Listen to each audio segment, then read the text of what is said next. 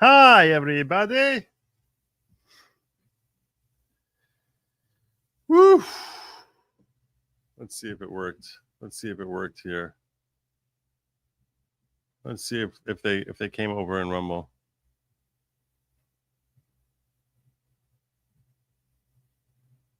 I don't know why my Rumble is not letting me see my chat. This is very bothersome.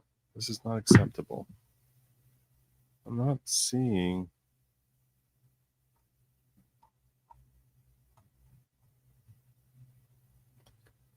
What the hell's going on in my Rumble? God, why can't I see the live chat?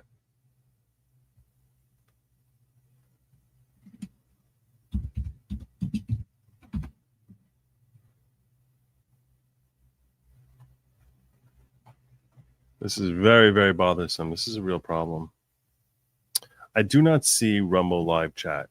I know it's there. I know it's happening.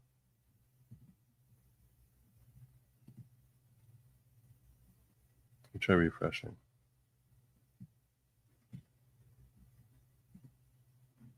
It's very weird. I know you see me. All right. All right. Well, you see me. Someone sees me. If you can hit like and subscribe, I'd appreciate it, because this is the best Diddy coverage anyone's ever seen. I do trial coverage in ways no one's ever dreamed of before. I really do.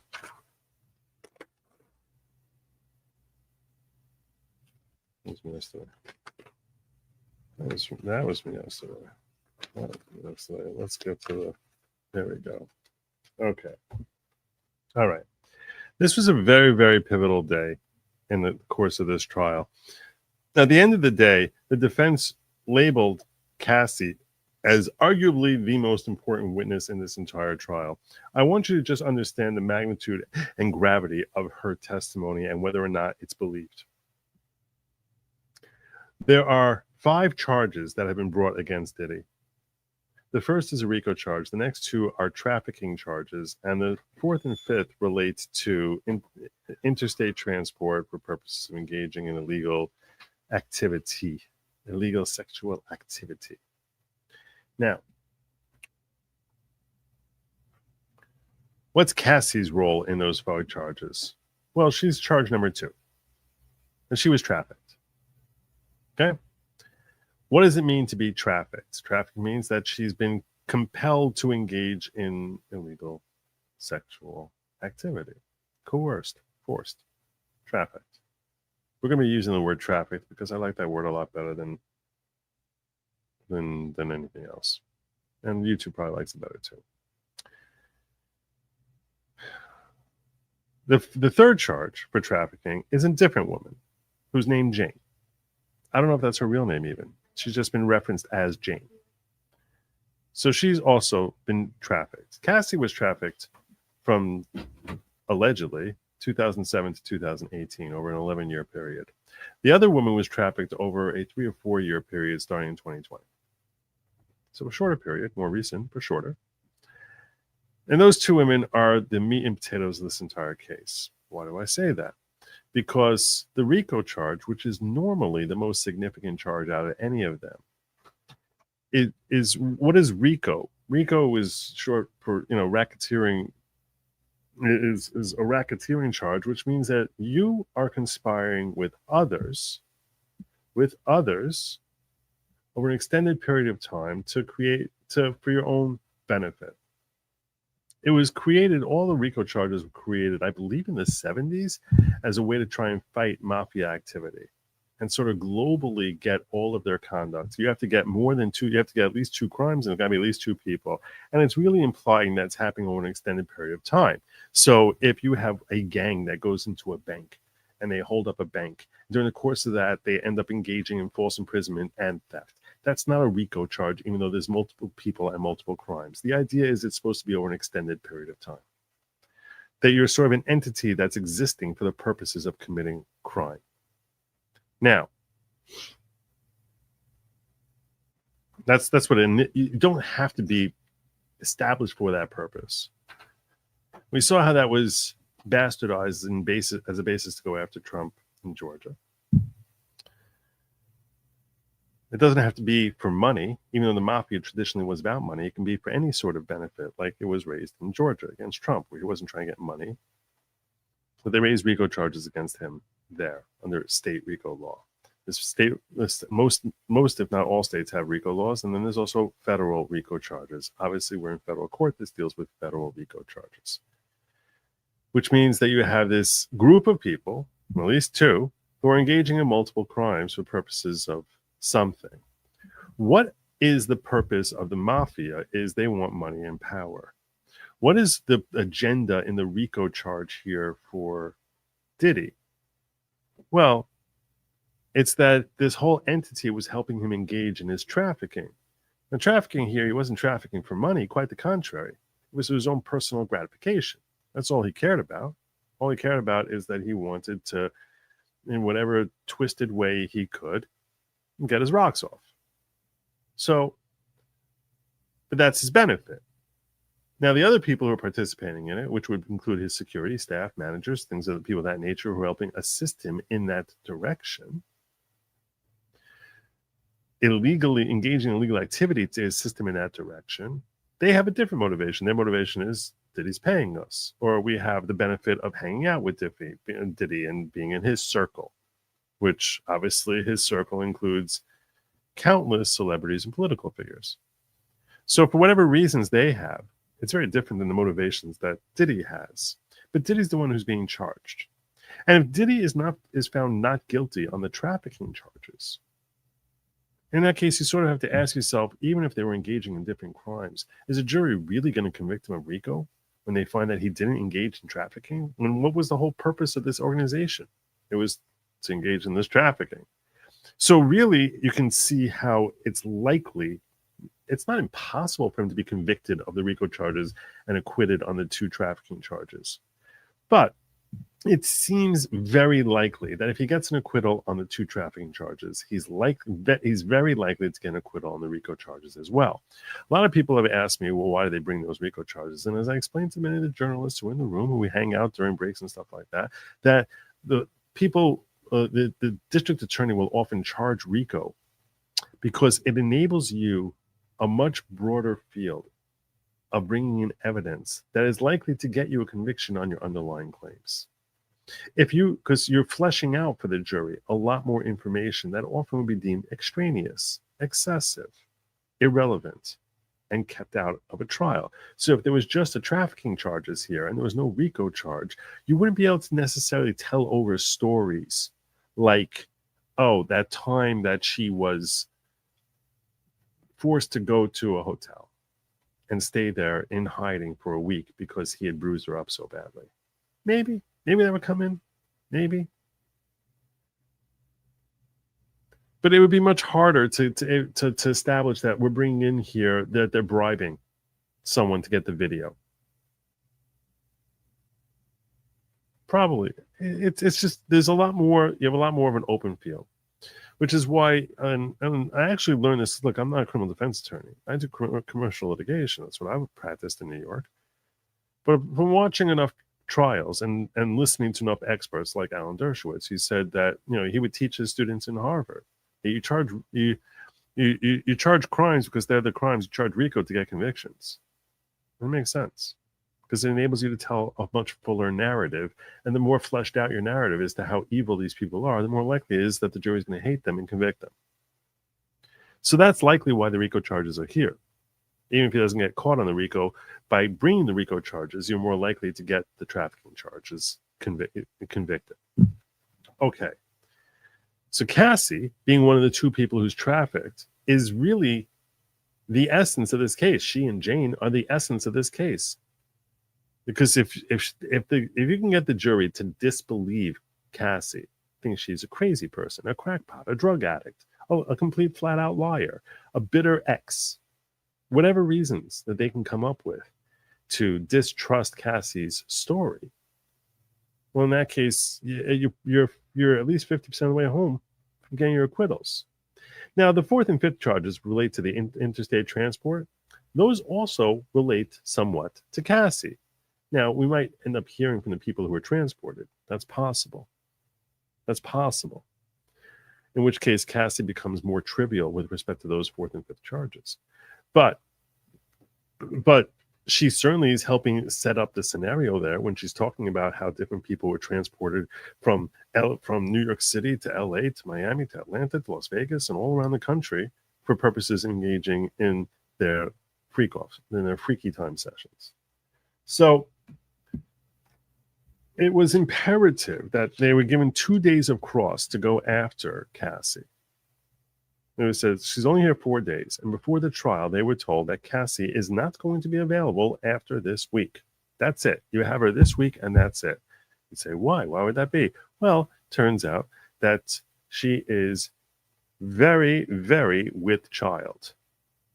I would be surprised if we don't hear the tabloids talking about how she had a new baby sometime within the next 2 to 3 weeks. So they don't want her to basically just break her water there on the stand. And I don't know when she's due. She looks like she can give birth there on the stand. That's how pregnant she looks. So they said we're getting her testimony done this week. Tomorrow. That's it. No more Cassie after tomorrow.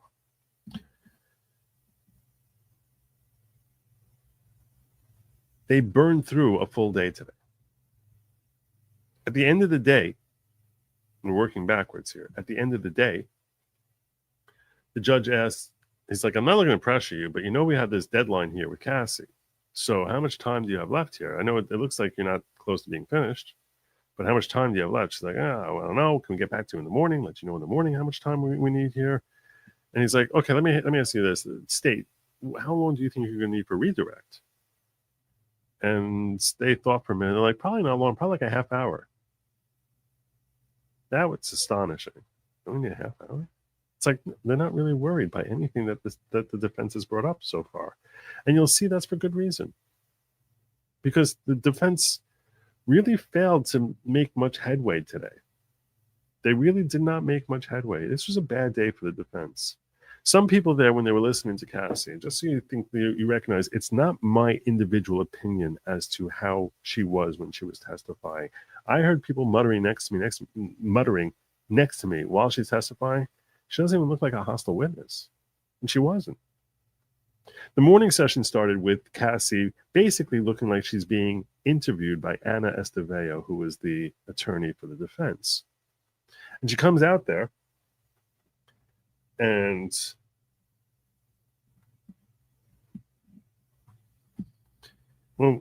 I ended up not walking. I walked in a few minutes into it, and she was reading off a text that Cassie had sent to Diddy. And much of the conversation, much of the back and forth was text messages that she would basically say, I'll play the role of Diddy. You just read your own parts and I'll read Diddy's parts. And I want to ask you questions about some of these different text exchanges. And it was actually going all the way back to Blackberries in 2009. And, the first thing that they're reading off was very explicit sexual texts where Diddy said, what are you thinking about? And she's responding with very overt texts. And the point being that she is, I guess, that she has a high drive or something of that nature. I don't know. I don't even know what we're getting out of this text, other than the fact because she seemed to be expressing it toward Diddy directly. And this is the way she expresses herself frequently to Diddy. But the first thing you notice when you're listening to them talk is the tone felt very healthy. The vibe in the room was very weird for a trial because normally you'd expect the attorney who's cross-examining saying something like, didn't you tell Diddy that you love doing these freaky time sessions? It wasn't like that at all. It was like, so this over here is you expressing to him that, that you have a high degree of interest in being with him that night. And she'd say, yes, well, that's what it is. She did not shy away from anything she said or did. She looked completely comfortable in her skin, like she was sitting for an interview with People magazine. And it seemed like she was being asked questions, like they were writing a book on her. Like, let's do a deep dive into the life of Cassie Ventura and her relationship with Diddy. That's what it felt like. I was close enough to the screen today. I was able to see Diddy well enough. No one can make out his facial expressions because it's just too blurry. It's like a low definition TV that they have there. But he's sitting there the entire time like this.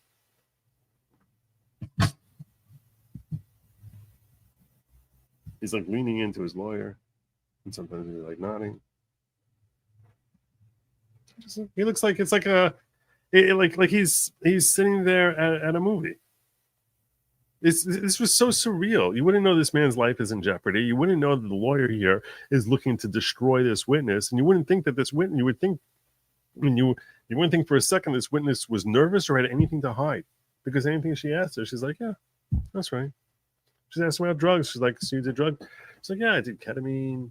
We did GHB, X, and X makes you feel like this." And it was like a Trump interview, and she's on cross-examination. This is not a way you're supposed. Normally, if you watch any trials, right? You watch Karen Reed trial. You look at the way they're sitting when Alan Jackson is questioning them, and it's like, no, yeah. Well, what do you mean by that? And it's like pulling teeth.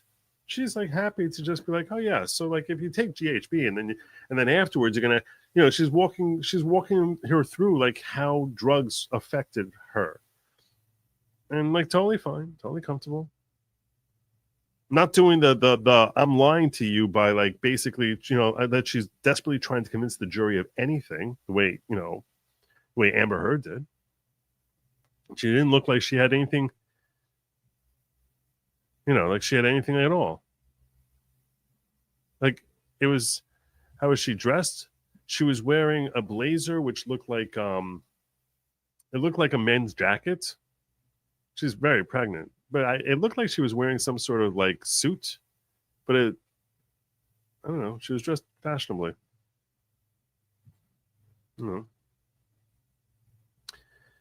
Anyway,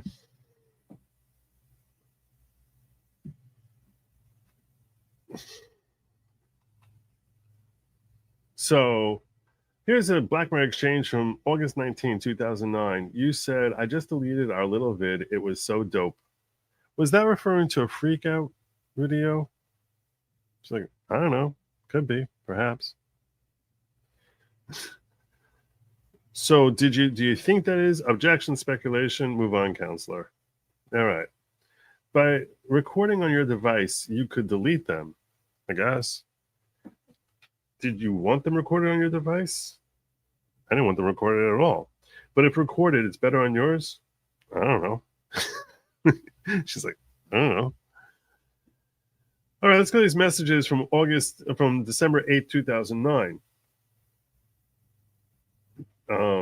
And there's a long email. So Diddy said, "I want to do what you want me to do," and she sent a long email where she basically is saying that she's hesitant about this whole scenario because she's worried that she's only a fantasy girl and not his actual girlfriend. This is in 2009. So now they started dating in 2007, and they were doing this freak out at this point for like, over a year, thereabouts. And she's like, I'm a little bothered because I really want to be your girlfriend. And I don't want to be just like some performer for you. That's essentially what she was saying. Why do we know this? Why did they give us this? I don't know. Maybe to tell us that she's strong enough to speak up to Diddy because she sent this long email, I guess. Could be. All right.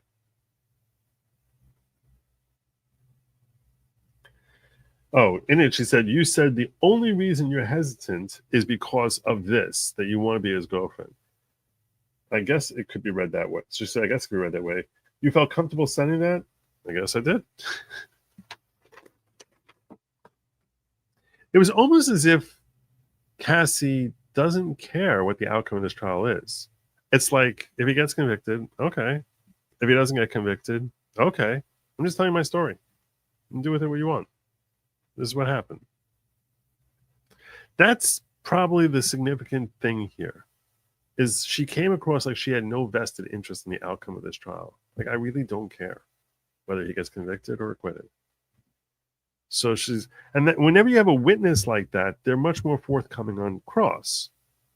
You see these cops get up there in the Karen Reed trial, and they're all like, no, I didn't mean like that. And, and Proctor's a good man. It's like, you're so defensive because you're desperately trying to get that conviction. And Cassie does not present that way at all. She presents it, all right, look, this is my story. This is what happened. You kissed on your 21st birthday, and there were celebs in attendance. And the defendant came. And who did she bring with you? Who did he bring with him? He brought Dallas Austin. I don't know who that is. And Britney Spears. So that's pretty impressive that you have Britney Spears coming to and Diddy coming to your 21st birthday party, right? I mean, that's probably a pretty big deal. I guess so. And Tony, you had a hit song and you're a model. Yes. And the point that she was trying to build up here was that she was not some neophyte nothing that didn't understand anything. That she was unaccomplished, and like she was someone who had already started building herself up. That she was a strong, independent young woman. That's what the defense told us in the opening statement. That's how they described both Cassie and Jane. So that here she's trying to elicit from her, you had a successful life by the time you're 21. So you're not nothing. They're building a base. We'll see if they attack. Well, we'll get to the afternoon session. The tone changes a little bit in the afternoon session. I'm first starting with the morning. But you had a hit song. You were a model. Yes. People wanted to know you. Yes. You had music and modeling success. Yes. And you're very beautiful and charming. Thank you. The whole room laughed. Thank you. So, and then the lawyer, after she saw everyone laughed, and she said, thank you, and she said, like, everyone laughed. She's like, well, whatever, it's true. So, and then she moved on, started talking about Tommy Mottola, and saying after he signed, it was platonic, and after you signed with Bad Boy Records, your relationship with Diddy was platonic. But he looked out for you, right? She said he looked out for me, and I had some rough. There was one time she went out and performed like a singing, and she said I had a terrible performance that day. And he came out and went onto YouTube and told everyone's got a bad night sometime. She's like, the acoustics were bad, and I just was off. It was just a terrible night, and he really had my back there, and I very much appreciated that. And before that, you were dating. At the time when you first met him, you had a boyfriend then also, right? Yeah. That was some guy, Mr. Leslie. And Mr. Leslie, how much older than you is he? Oh, he's 10 years older. 10 years older. And the point being that she has some sort of, I guess, daddy thing or like whatever. So maybe that, I don't know what, so that's her taste is for older men. Okay. And then and he didn't know that when you started getting more involved with Diddy, did he? No. In fact, you made a flyer when you were going to Miami, which was advertising that you were going to Miami because she worked with Mr. Leslie, he was a manager, that you were working there professionally, a professional reason, even though you didn't have a professional reason, you were just going there to hang out with Diddy. Yeah, that's true. So, okay. He's like, yeah, that's true. That's what happened. When he invited you to his hotel room after your 21st birthday, you knew he was seeking a sexual relationship. It's like, I don't remember what I thought. And that was when he introduced you to various various new experiences. Yes. Let's go to October 14, 2007. And she shows a long message where this is now before they're really dating. And this was after she was kissed, but like only a few weeks after. And it's a long message where it was too long for me to take down. She's openly expressing her deep feelings for Diddy and frustration with wanting him to basically love her. And concerns that he might have a bigger interest in Kerry Roberts, but telling her that she basically would do anything for him. And how appreciative of him she is, and that entire. So first she had to read it, and she read it to herself, and Cassie started laughing, and she's like, "Why are you laughing?" She says, I'm just giggling reading this as to how naive I was. So I think it's funny. So she said, your relationship was complicated. Yes. What does in it? She said, I'm sneaking. What she said, I'm sneaking. What does I'm sneaking mean? She said, I'm sneaking behind Leslie's back. Oh, we're hoping to have more of Mr. Combs. Yes. By the way, the defense counsel. I thought it was interesting that during the direct, they referred to him as Sean, never as Diddy, never as Diddy, always as Sean. She calls him Sean, and defense and the prosecution called him her Sean. Defense always referred to him as Mr. Combs, which I thought was interesting. No one uses the word Diddy in this trial. No one asks questions saying the word Diddy or Puff Daddy, unless they're specifically making a thing. He's also known as Puff Daddy or whatever. But when they're referencing him, it's all Sean or Mr. Combs.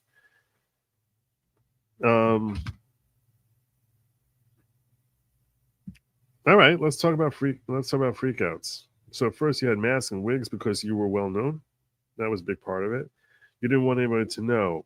I didn't want anybody to know, and neither did the defendant. No. And what happened to his?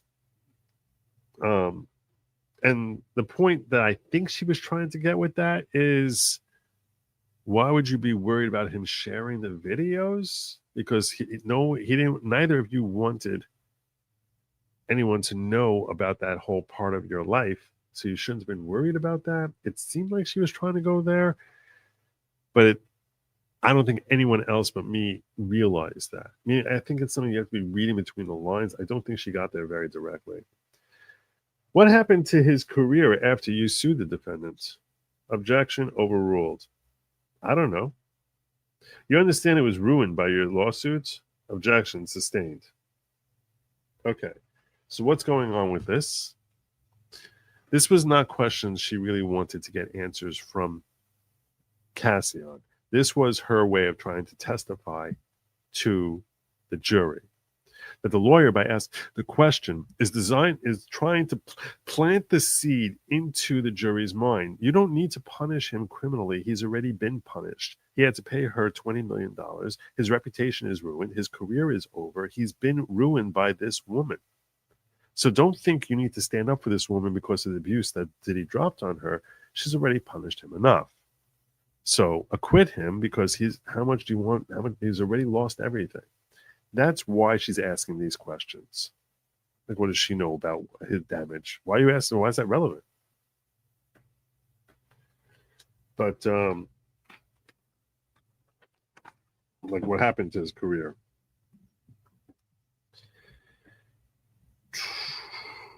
All right. And then she starts going through these different text chains. And when she's going through these, so some of them have very explicit text in them. And she actually showed compassion. The lawyer showed compassion for Cassie because she would have her read stuff. And she's like, if you feel uncomfortable reading any of these things, like she's like in the very beginning, she's like, all right, if you start feeling uncomfortable, I'll read it for you. You don't have to read it out loud. And she's like, thank you. That's very courteous. We're good so far.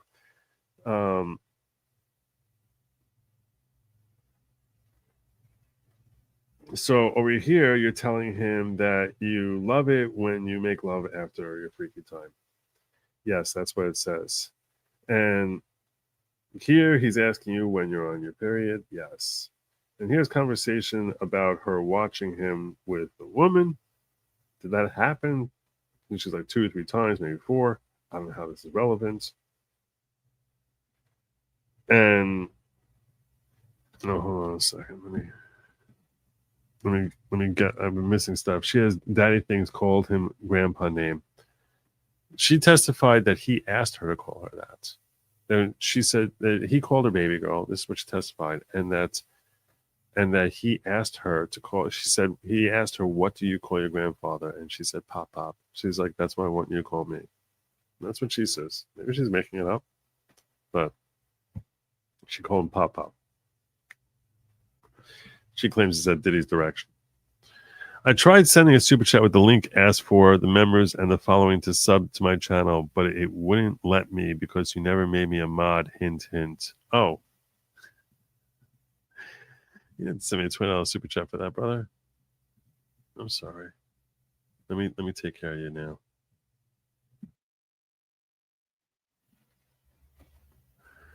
Let me remedy that now.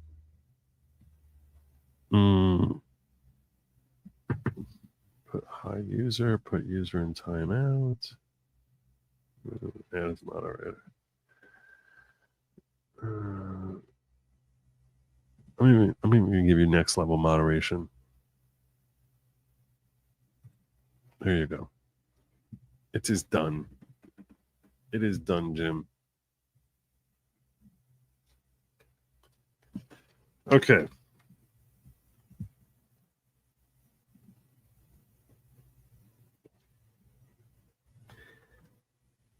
Then she's asked about then they have a conversation about swinging, which I don't know what we're getting out of this. But she said both are she's like, are they the same? She's like, yeah, but very different. Both are secret, yes, because people in that lifestyle purportedly don't talk about it. And you were keeping the freak out secret, yes. I don't know what we're getting out of this. Then she said you set when you would have these freaky time sessions, you would set up sometimes, yes. And a personal assistant would sometimes, yes. But they didn't know about what was happening in there, did they? Objection sustained. Why are you asking that? Because calls for speculation. Did the assistant ever come in while you were engaging in that? No. You never told them? No, that's correct. You wouldn't want them to know? No, I wouldn't. So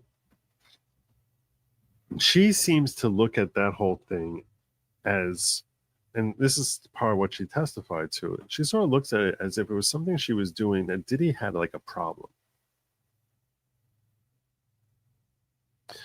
This came out during the course of her testimony when she was talking about shame and guilt, that Diddy had a problem. That Diddy has this weird fetish. And that she is helping him deal with that. And that it's humiliating and shameful to him that he has this problem. So it's almost like she looked like she was protecting him. I'm going to do this for you because I have this deep love for you. But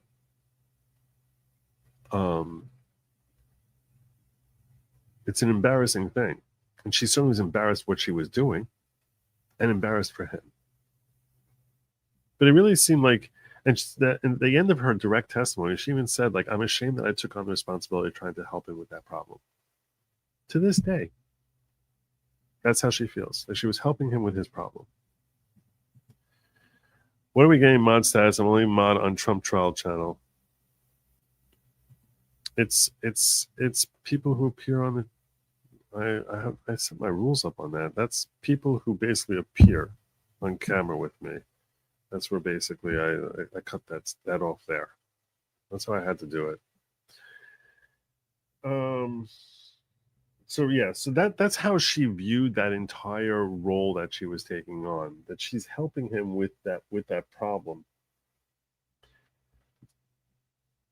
But yeah, she seemed very ashamed by it. She never told her mother about it. Let's get back into this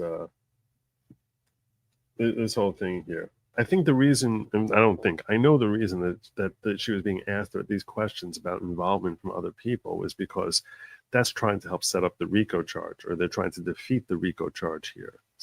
You're saying the state wants to say that they're working together in this whole group. No one in the group knows what's happening here.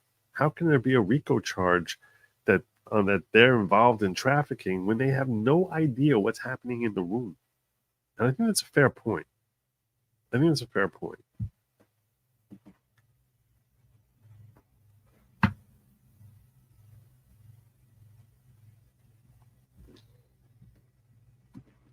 All right.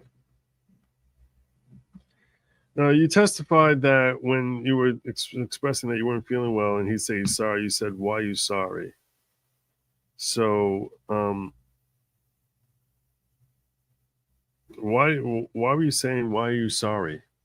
Well, because he never said sorry before. Sorry. And she said, sorry for what? So sorry for what he did with the freak out. Oh, okay, let's move on. Often, he often put you down. That's right. But he also often built you up also, didn't he? Yeah. And she reads some text messages where he's being very complimentary. And here's part of what he would do. There was times where he was displayed a great deal of love to her. It's not like he was continually punching her in the face. He was trying to keep her there on the hook. This is a conversation I had with another journalist there who seemed very he seemed very sympathetic to Diddy. And it could be a racial thing. I don't know. But I was like, do you think that Cassie loved Diddy? It's like, yeah, definitely. Do you think Diddy loved Cassie? And he's like, in his way. So I said, in his way. What does that really mean, in his way? He's like, well, maybe he's not capable of love the same way others would be capable of. So I said, his way is the way when he says he loves Cassie, it comes across like he loves Cassie the way someone may love a coat or a steak. But it's, I love what this does for me. That's what he loved. That's what I'm taking from this entire relationship here. He loved the way he would feel, that Cassie would make him feel, but he didn't care if anything terrible happened to her, which is why he's capable of degrading. He loved the fact that he had the opportunity to degrade this person who the whole world looked at as being some flower. And I can take this and crush it. I can humiliate it. I can degrade it. I can punch it. I can make it bleed. Because I have that power. And I think what he loved about her was that she was willing to put herself in that position for him. But that's only because it's a selfish love, that he cares about himself. That's not love. Love is you actually want that person to genuinely be happy, even if you're not around. That's real love. But even Cassie, with her talking about how jealous she was, that's also not a real love. We have crazy levels of jealousy. I mean, maybe depends whether that jealousy is rooted in betrayal, which I guess, because that can be real love, where you feel like you're betrayed. People call it jealousy. But what they're calling jealousy is actually a feeling of betrayal, I think. I'm getting philosophical with you during my Diddy thing. But by the time I was done, I ended up convincing this person who was a diehard Diddy supporter that it's like, no, he's not a good person here. He's not good to her. Even when he's good to her, his reason for being good to her is because he's trying to be good to himself. He's trying to put himself in a position where he can get more stake. And the only way you do that is you got to throw out the chum on the water. You got to throw out the feed. So you can basically, get your bait. And you throw out your bait, so this way you get your nibble, and this way you get your fish that you can eat and swallow or decorate on your wall. So it's not going to work if you're continually slapping the water. You got to bait it. And he genuinely appreciated how she made him feel, so he would probably express that as love. And the things about her that he liked, he's gonna, that made him a prize that he felt made her a prize to be caught. He's going to be sharing that with her as part of the bait.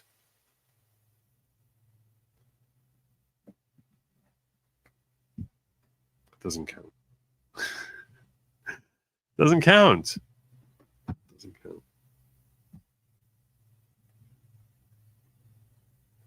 I don't know. We'll put up for a vote. Okay, we'll put up for a vote whether that counts. I think that's a fair thing. Not now. We'll do it in the future. We'll put up for a vote whether that counts. Maybe that counts. We'll see. All right. What other ways? So he told you a queen, yeah. He sent you many, many messages that were very positive, right? Oh yeah, many messages.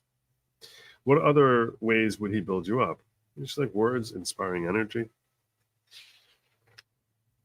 And I like the fact that she asked that question. It puts her in a position where she's able to show that she feels that she owes something to Diddy. Again, this is part of trying to have the jury feel like he's not such a terrible guy. We spent the last 2 days with her basically describing one activity after another, which you cannot hear it and think anything other than that guy is a psychopathic monster.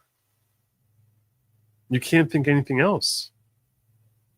I mean, it's like demanding, insistent, degrading her, punching her around, cheating on her. Like, I mean, and cheating on her while demanding that she stay completely faithful to him, and beating her up, and every possible human, and literally working her to exhaustion on a mattress, and then barely giving her what she wants there.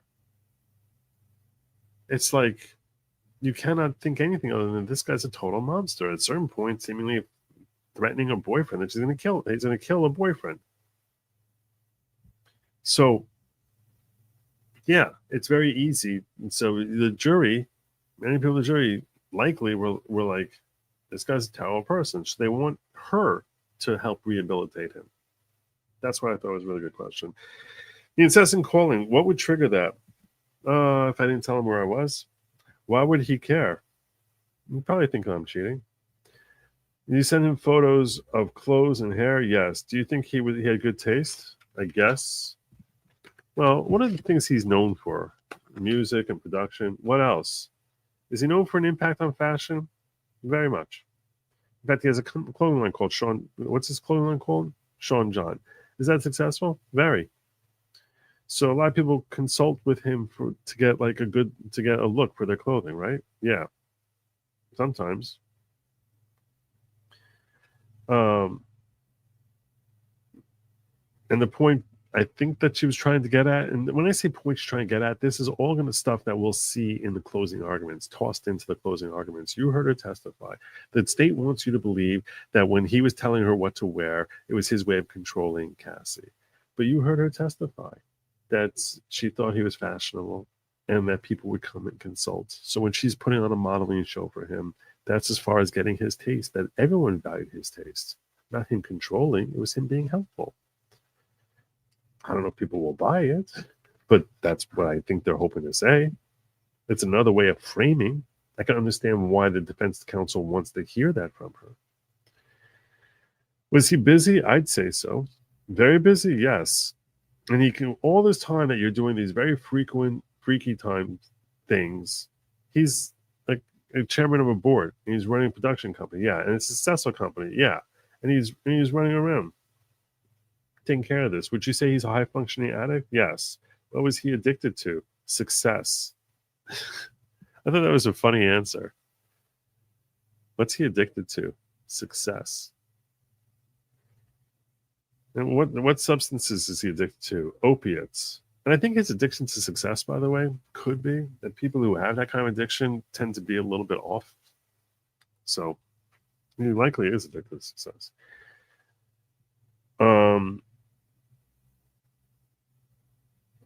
At certain points, was he heavily dependent on opiates? We both were. And if you go for withdrawal, what's that like? So you get sick, stomach issues. What about your mood? Would be irritable? Yes, very irritable. Ever witness his withdrawal? Yes. His use went up and down. Objection sustained. There were times he was more irritable than others. It went up and down. At certain years, worse than others? Yes. When the defendant is using drugs, was his mood worse? I can't say. Are you aware of the defendant being addicted to other drugs? No. Have you seen him use X? Yeah. MDA. And then they have this whole drug conversation. GHB, Coke. She said, I saw him use all those things, but I never knew him to be addicted to any of them. She's like, yeah, I saw him use it, but I never thought he was addicted to them. You witnessed him withdraw from opiates? Yes. How did his mood change? He was pretty irritated. When withdrawing, did that affect Did that affect how moody he would be with you? Not sure. You don't always know. Sometimes he told you could tell he was withdrawing. It's just like, I don't know. Sometimes he told you. And do you get flu-like symptoms? If you have flu-like symptoms, could that be withdrawal? Yeah. You would take X without.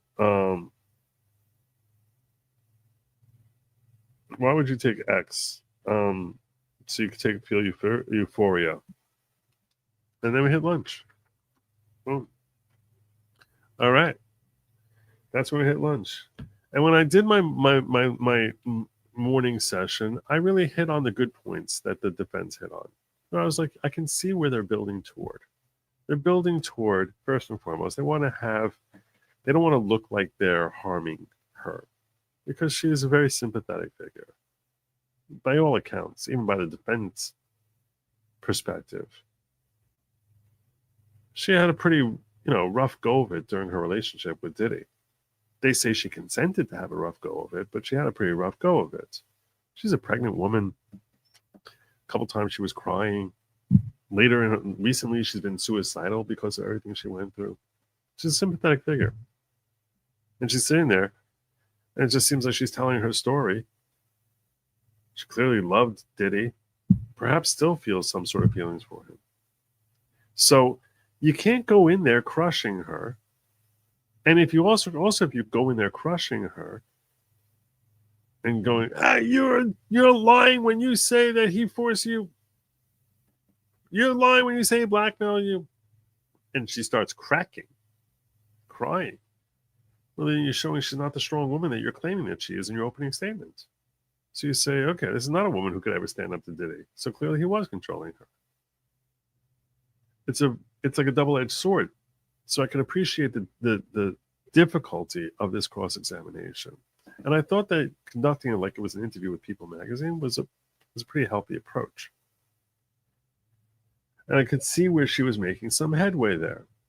Some. Specifically in the morning session. And you can see with the video I dropped this morning. They're talking about different ways that he built her up and trying to show that he was working alone. It's not part of RICO. A whole bunch of text messages where she seems to express that she's okay with freakouts. So I thought they were doing okay. But things got much, much worse for the defense after lunch. It started feeling much more boring and repetitive. And why are you going down this road? Now, lunch was started, and they came back from lunch like at 1:00. They had 4 hours, minus 20 minutes of breaks here and there. 4 hours. They only have 7 hours today and a maximum of like 4 or 5 hours tomorrow that they have time allotted. And there's so many things they never touched on. And the few areas where she tried pushing her, she stepped on landmines. Like that just made Diddy look worse. I'm listening to people and other people talk around me, and they're like, I think she has more credibility today than she had yesterday. That's a very, very bad day. This is the one person you need to take out. You identify this is your primary target, the worst possible witness. This is the make or break of the case. And you're 1 day into your 2-day cross, and people like her more now than they did before you started your cross. People trust her more now than they did before you started your cross. You're doing something wrong here. Now maybe they'll get their game on. Maybe over the next, tomorrow. Maybe. I don't know.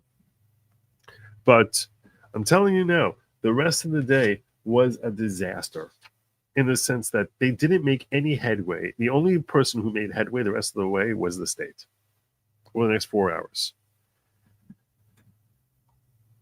Pam says Diddy was not good to anyone, even on his label. I'm sure he's a terrible person.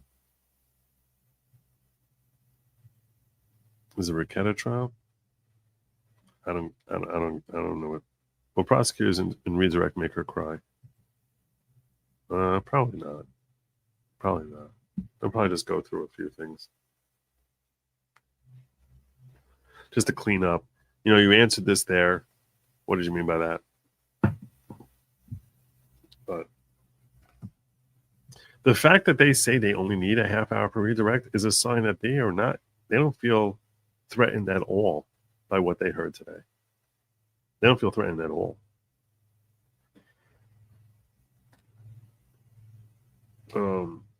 Okay. And they tried showing in text messages where Diddy was offering her opportunities to say no, and she would say yes. This is their way of trying to get the jury to believe that she was totally okay with everything. She said yes, she accepted. And she was pushing back and saying, I know what he wanted. I know what he's asking.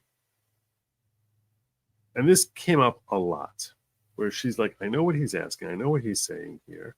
And you're sitting here, and I'm giving him what he wants because that's what Diddy wants. And you do what Diddy wants. That's what you do. So they show a text message of Diddy saying, I'm making plans. Let me know if I should stop. This is when he was talking about that he wanted to go to a club and, to go to a sex club with her. So let me know if I should stop. All right. Then she switched gears. She's like, were you jealous of Miss Porter? There were so many times that the attorney also seemed confused. We were talking literally about the clubs, which was like in 2010 or 11, or maybe even after. And then you're going back to, were you jealous of Kim Porter, which was back in 2007, 2008? So she said, I had jealousy issues. Yes. Were you upset when he would spend holidays with her? Yes. Did you learn about other relationships that the defendant had? Yes. There was a woman named Gina. Yes, that one really upset me. What did you learn? Well, they were spending their time together. She saw things like Facebook posts and, gossip rags that were talking about Diddy and Gina. And you confronted him about that? Yes. And he told you he would stop. Yeah. But he didn't stop, did he? No, he didn't stop. He just kept going behind my back. And times when he developed suspicions about you of cheating, what would his reaction be when he was suspicious? He would get very angry. And during that period, during that period where you were both getting angry with each other, you were both doing a lot of drugs. Yes. Okay. I don't know what we get out of that. I don't know. You tell me. Does that seem like an answer?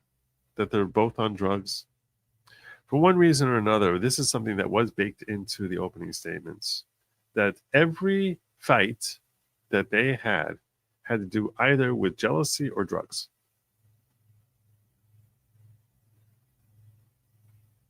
And therefore what? That's something that Tenny Garagos brought up in her opening statement. Every fight, and I want you to think, what's the cause of this fight? Cause of this fight every time is going to be drugs or jealousy. And therefore what?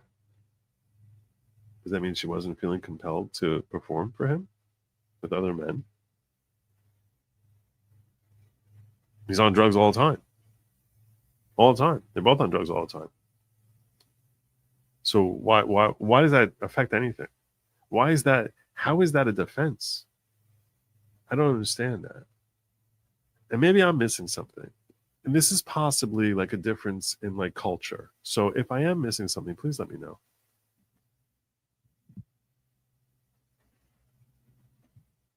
Prosecutors need to make her seem weak and taken advantage of. Of course, does not break her down in tears. They may have to. She's cried a couple times. She cried when she talked about committing suicide. I can't say that here, but no one should ever do, and I mean that sincerely. But when she talked about trying to self-delete, she cried. And she cried about her failings with respect to, there was another time that she cried also. When she was talking about her failings, I think, or something. That she was free taking drugs is the point. Oh, no. She was taking drugs with him. We're about to get to the part where they call their nickname was the Get High Partners. But what does that mean? Well, that means we would be partners in getting high together. So that's not free. That's not free at all. Does it mean he's not suffering from his abuse? In fact, we're going to get in the afternoon session here how he would get very angry if she had the audacity to do drugs without him. So she's not free to even do that.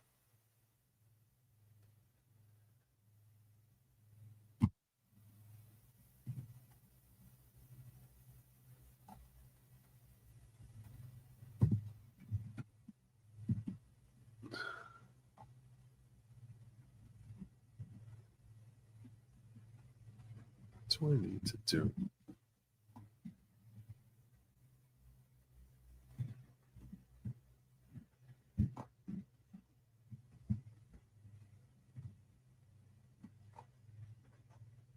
I don't know why it is I can't get Rumble. I'm sorry. If you're sending me a rant, I can't see it.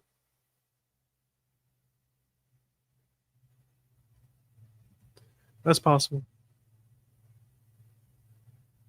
I'm asking you how this is defense, though. I understand what narcissistic abuse means. I'm wondering why the defense thinks that this is a defense, that they're on drugs or jealous. Like, why is that a defense to the fact that she's being trafficked?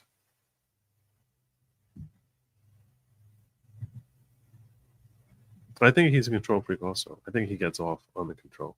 I think that's why he wanted her around. And she was someone that he thought this is someone beautiful I can control.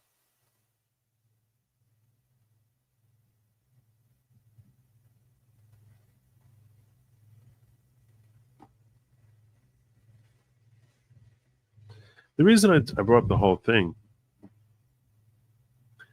about like that it wasn't like real love is to point out that even when he's being nice to her, I don't think he's showing kindness. I think it's a manipulation as bait. Because I think all he cares about is himself. Because I think he is a control freak.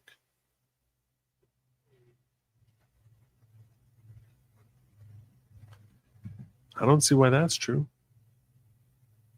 Why? Why?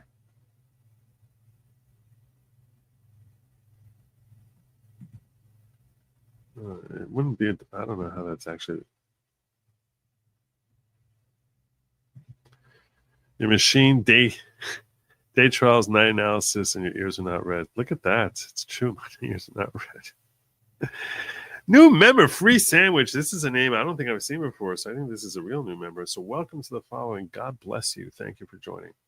Thank you for joining. While you're all here, if you could please like, share, and subscribe. Drop a comment in the algorithm if you think my assessment on anything, law, psychology, whatever, is particularly profound or stupid. It can be critical. It can be complimentary. Either way. We just want the comments. We do. That's how we build the algorithm. Because I'll tell you this. I really believe my heart of hearts that no one is providing level of coverage on this in the way that I am. No one's trying to. And I don't think there are any other lawyers who are doing this. So you have reporters who are talking about like great day for Diddy in the courtroom today or whatever, and giving you and this was a key moment where she said, "Didn't you make $30 million? Didn't you do you think that ruined him?" It's like, okay, yeah, they'll give you clips.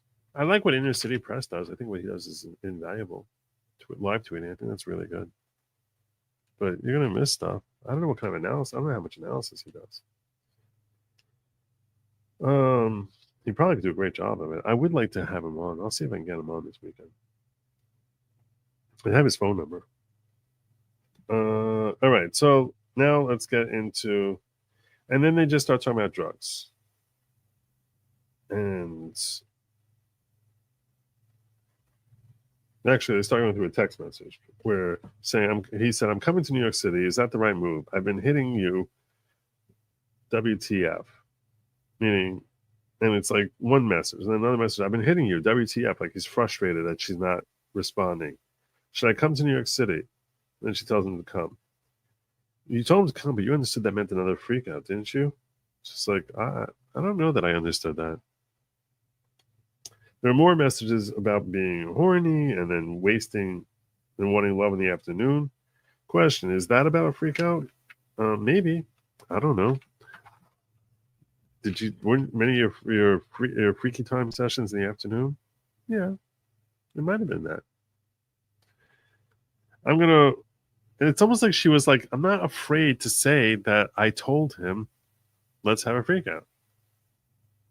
Because she sort of feels as if like this is what that's how she spends time with him. And like she's like, let's have a freak out. And she doesn't care if he gets convicted or not. It's really like, it's like, yeah, I do. Oh, and then you said,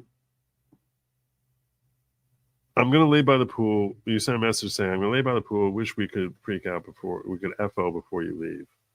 You're initiating, and over there, you're initiating a freak out, aren't you? Yeah. Those messages came early in the relationship, and this is the problem that he has. All the times that she's really initiating it comes pretty early in the relationship, from what I've seen.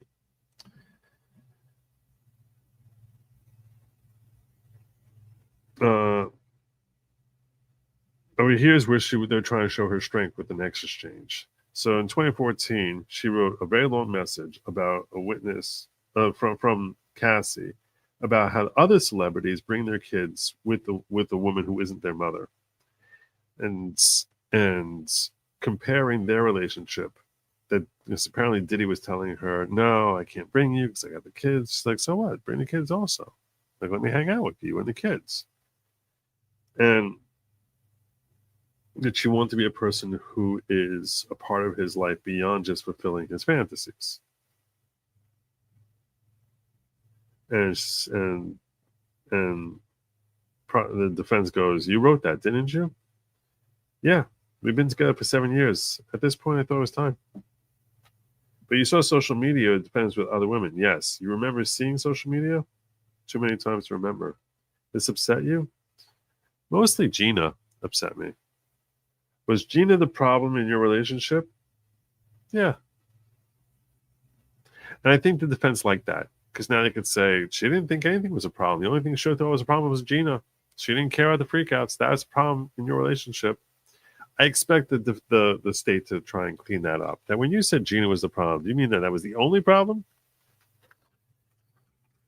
Or maybe the fact that, he's having you basically go down on anybody that he can get in the room with you. Maybe that was a bigger problem. Let's go to 2013. You wrote, "You're making me feel like a side piece. It is what it is. I'll make you feel like a king, no matter what." You're upset you're not his main. You were upset that you were not his main girlfriend. And she thinks she's like, at that time, yeah. You said you were insanely jealous. At that time in my life, 2013, yeah. And he was expecting you to be monogamous, yes. Now the tone changes. I told you Alec and the tone would change. This is where she starts becoming more aggressive. The entire vibe feels a little different at this point. So he's expecting you to be monogamous, yes. And this seemed hypocritical to you, didn't it? Yes. And he was insanely jealous. Yes. Worse than you. I'd say so. Let's talk about Mr. Moscati. Diddy thought you should do Mr. Combs thought you should do a collaborate with him?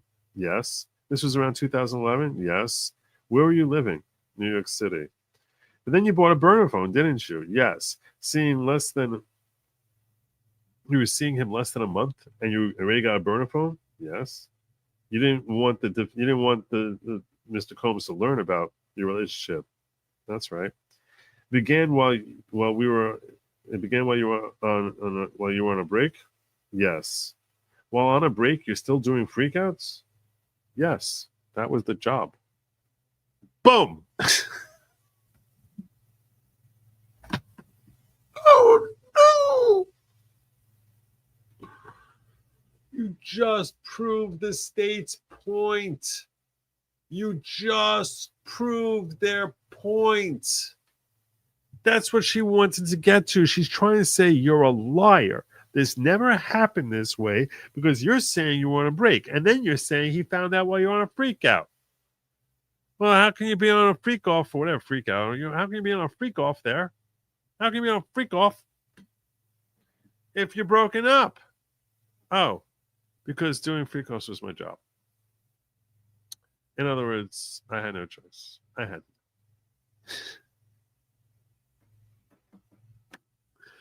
Like the whole room was like all day long, one text after another, one after another. That was basically like, oh, you see over here, you're asking for it. Over here, you seem to be initiating it. Over here, look at you, you're initiating it. So now you want to tell me that you want to claim that he's going through that he only found out when you're on a freak off. That can't be. Why would you be on a freak off when you're on a break? Clearly you weren't on a break. Oh no, we were on a break. Why would you be having a freak off on a break? That was the job. And it wasn't even like she was trying to own her. That's the thing that was so funny about it. She's like asking her a question, like, why would you be doing that when you're on a break? And she's like, well, that was the job. That's what I had to do.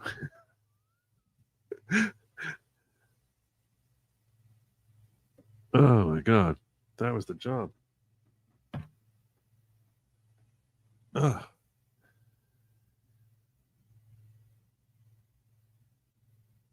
It's not quitting. It's not quitting. That's what her point was. When she tried leaving him, this is what happens when she leaves him. You know what happens in 2011? You may have missed yesterday. She's talking about what happened in 2011. We were on a break. He finds out about this. And she said, you were lying to the defendant. I didn't tell him. Did he know you were on a break? I don't know. Did you feel justified in cheating because of all the times he cheated on you? Possibly. He went through my phone, yeah, and then he attacked you. He lunged. There was no contact. And then you went, but then afterwards you went to his house despite knowing how upset he was. Why would you do that? I thought it'd be safer if there were people around. And then you went to Connecticut with your boyfriend. She's like, no. I told you that I went to Connecticut and he joined afterwards.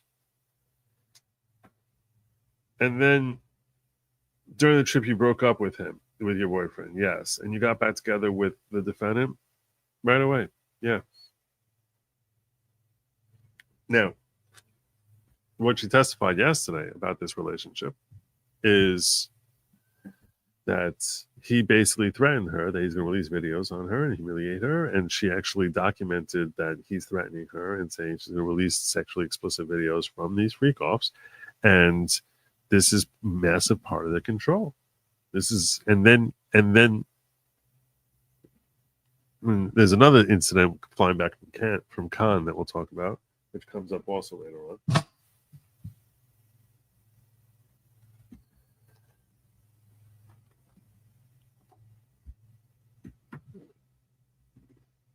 And this part that she got to here was, I think, the best part of the afternoon for this date. So she said part of the appeal of freak off was to do drugs. Partly. Use as a time to do drugs together, yes. And experiment on different drugs, yes. And you were part of the drug culture. Yeah, we became part of that. It became part of our relationship. And you would take drugs at Burning Man. Yes. I assume Burning Man is some sort of concert that everyone knows or something. You took ketamine there? Yes. And she's bringing up the ketamine because she said that she brought ketamine in order to dissociate. Why would you be taking ketamine at Burning Man? You wouldn't be trying to dissociate from that. She didn't answer that question, but I think that's why she brought it up. And your freak offs was a time with Mr. Combs, wasn't it? Yes. It was a special time for you? Yes. So this is her way of building, and I thought that was easily the best part. The freak offs were a good time for you. It was a time for you that you felt a bond with him.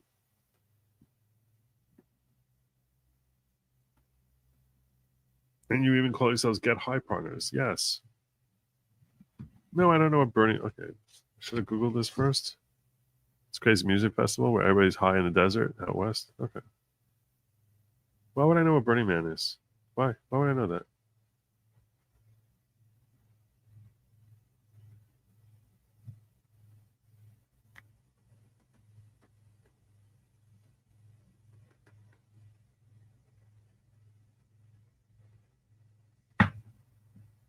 I'm not embarrassed by that. Do I look like I'm 20?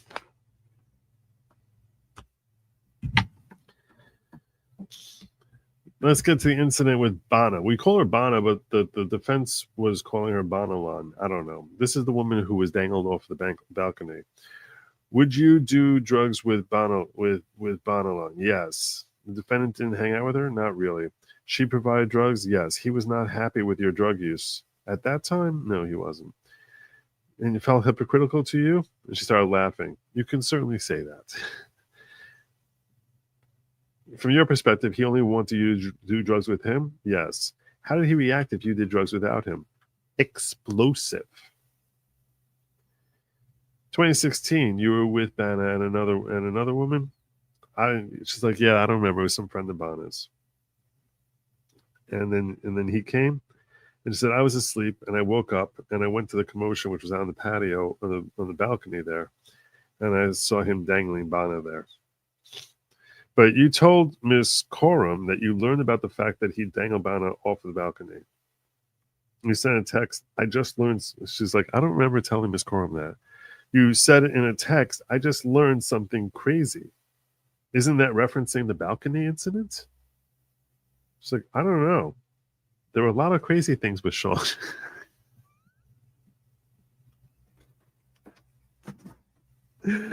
Oh my God. She's like, but she said it so innocently. She's trying to think. She's like, I just learned something crazy. So you said she wanted to focus on the fact that she used the word learn. You didn't see it. Someone told you about it. You learned about it. So you were lying when you said you saw her dangling off there. You didn't see it. Back then, you wrote you only learned about it, meaning you didn't see it. So she's like, you. And what did she write? She wrote, I just learned something crazy. So, and you wrote that like shortly after the balcony incident. So isn't that referencing the balcony incident? And she gives and here's the funny thing. She's definitely an intelligent woman. She does not look like she's like thinking. She's just like sort of like thinking through, and she's like, I don't know. There was a lot of crazy things with Sean. Like, I don't think she realized just how hilarious it sounded. Could be. She's like, could be. I don't know. There's a lot of crazy things for Sean.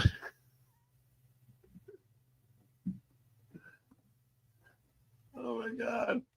Oh my God. I'm just like, it's almost like if as the lawyer, it's like just sort of like she doesn't even realize that she walked up to like the lawyer and just was like, oh, you think you got me on this? Pow. Yeah, there is a lot of crazy around my client. I don't know. Could be. That's the thing. She wasn't at all defensive. It's like, could be. Really could be somebody else. There's a lot of crazy around it. Oh my God.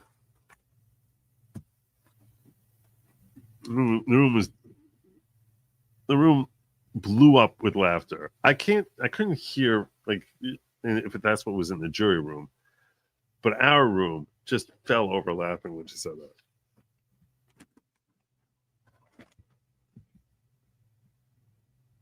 All right, let's start talking about your drug use because this is really relevant. Someone, Allegan, if you're still watching here, her drug use is designed to tell us what?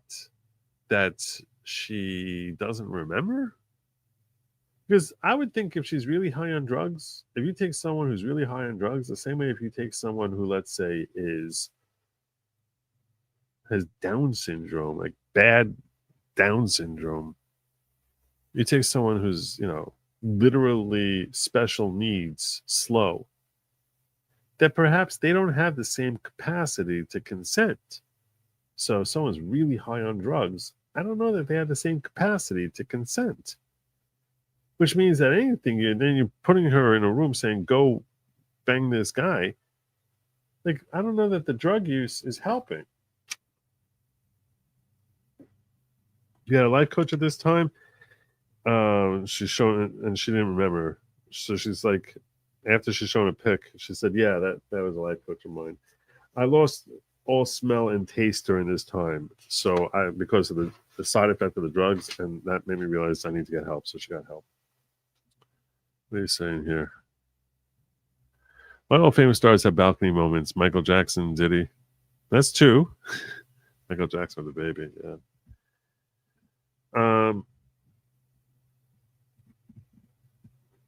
Oh, so now the direction she starts going in is trying to make, I'll tell you in advance what the direction is, trying to make us feel that Diddy was trying to save her from drugs.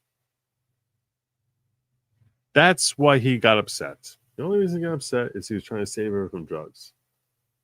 If this is what your defense is, I don't know. He's Batman. He's saving her from drugs. That's why he's blowing up. Defendant noticed side effects from your drug use? Yes. You were telling defendant everything about your drug use? I was using a lot. I don't know. The defendant didn't know. I don't know if I told him everything. The defendant didn't know everything you were using and was concerned? I don't understand the question. Were there times he expressed concern? Yes. What are the side effects of ketamine? So the defendant would have seen that? Yeah. Let's talk about the tryptophan. Like, what does this have to do with anything? It was like, she'd like sort of hesitate for a second. And she's like, all right, let's talk about the tryptophan. Okay. Defendant squeezed your thigh. He thought you stole drugs. He was irate? Yes. He was dependent on his opiates at times. In 2012, he OD'd. What? What? Yeah. Tell us about that time he OD'd in 2012. Now, I don't know if you heard about this yet or not. Apparently, nobody in the world, TMZ missed it, nobody knows that Diddy OD'd in 2012. Apparently, this was a big scoop that, people like Entertainment Tonight and TMZ were like running out to their editors. Diddy OD'd in 2012 and we all missed it. I assumed everyone knew about it when I heard it. Tell us about the OD incident in 2012. Drug talk they're both doing it. They have not shown he forced her into drugs. Like I said, Diddy bad, but doesn't meet charges. I don't think the claim is that he dealt drugs to her. That's not part of the building of the RICO. I'm saying is, first of all, no one's saying he forced her into drugs. I don't think anyone claimed he forced her into drugs. She said she wanted drugs in order to dissociate from the experience. But at a certain point, she became a drug user. She claimed she had never used drugs when she first met him. She got her first drugs from him. She becomes a drug user. Now, that's perhaps not a crime on him that he could be charged with. But if she's drugged up all the time and she's agreeing to a freak out, you can ask yourself, does she have capacity? Thank you so much. I'm so proud. Yes. Did he do it? God bless. I'm going to hit the horn for you. Thank you. Thank you. Thank you. Thank you. See, that's real love. That's real love. There are different forms of love. See, Allian hits me $5 at a time, like over and over and over and over and over again, which is another form. It's another type of love. But yeah, I'm not a law tuber per se. I'm more of like someone who practices in the law tube genre. I consider law tube a genre, not a club. That's like saying you're a radioer. Like, yeah. Anyway, let's talk about the tryptophan. So he's squeezing your thigh. He thought you stole drugs. He was irate. Yes, he was dependent on opiates at times. In 2012, he OD'd. Oh, okay, fine. Let's talk about that. And it seems like now at this point she's trying to blame the drugs for his violence. Is that a defense? Is that a defense? Is that a defense?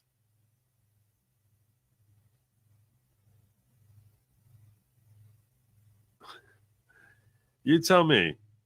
So, because he's. Well, let's talk about that time he OD'd. So, let me share that with you because I gave you the scoop. Let me give you a little more details that came out of trial today. So, first we had a freak out. Then we went to a sex club. And then there was a party at the Playboy Mansion. And I went home. He wanted to go to a party at the Playboy Mansion. I went home. What happened at the mansion? Well, he said he took a strong opiate. And he needs to go to a hospital. He went to the hospital, yeah. And they said he OD'd. And she said, yeah. And she's like, I don't know. She actually was like, I don't know what that question means. Like he went there because I think it's like he went there because he OD'd. Let's move on. So almost your entire relationship is addicted to opiates. Yeah. If he doesn't get painkillers, does it affect his mood? Yes. You understood his moods better than anyone. Well, not always, but probably, yeah.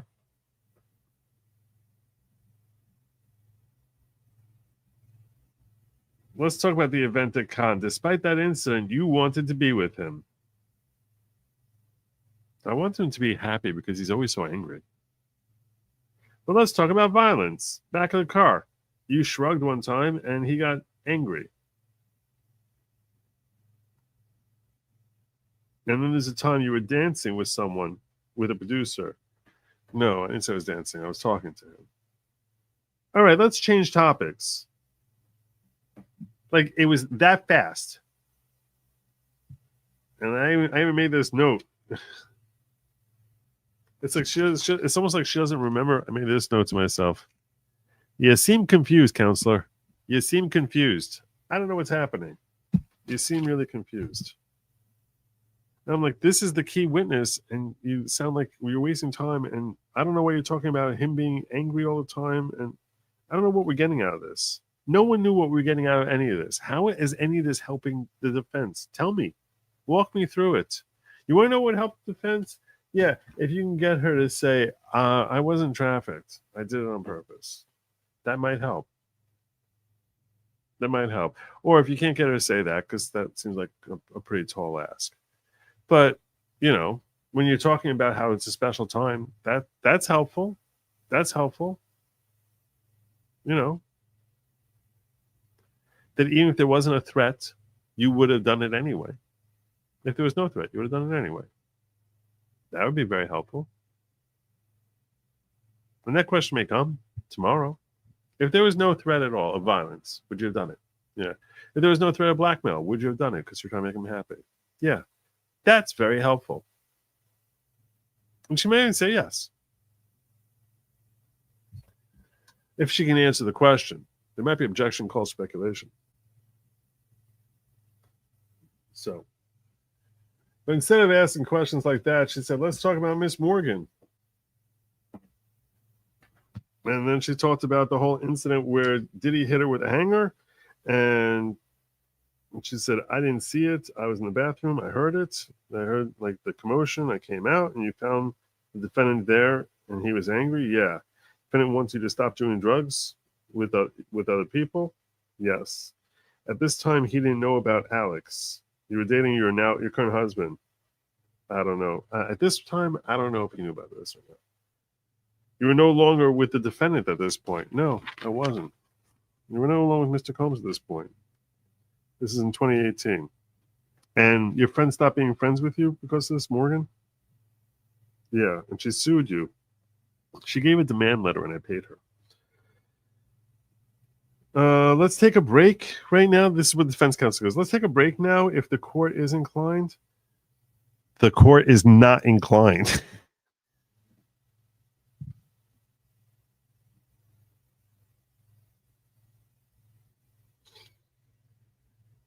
No, we're not inclined. Keep going, counselor. Let's take a break. The court is inclined. Okay. All right. Oh my God. Oh my God.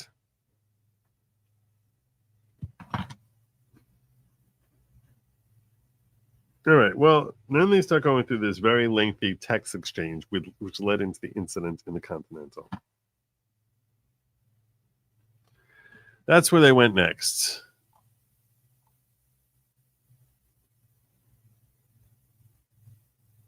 I missed this. How did I miss this?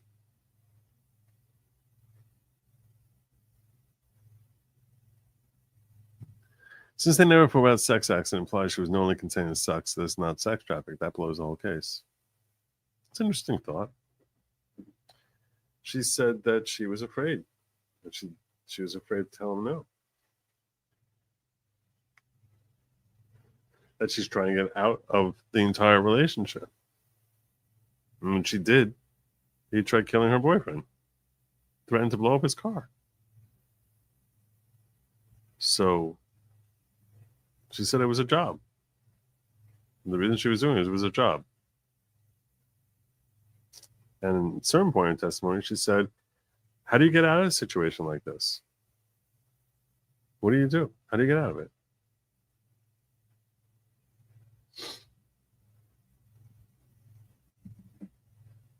But,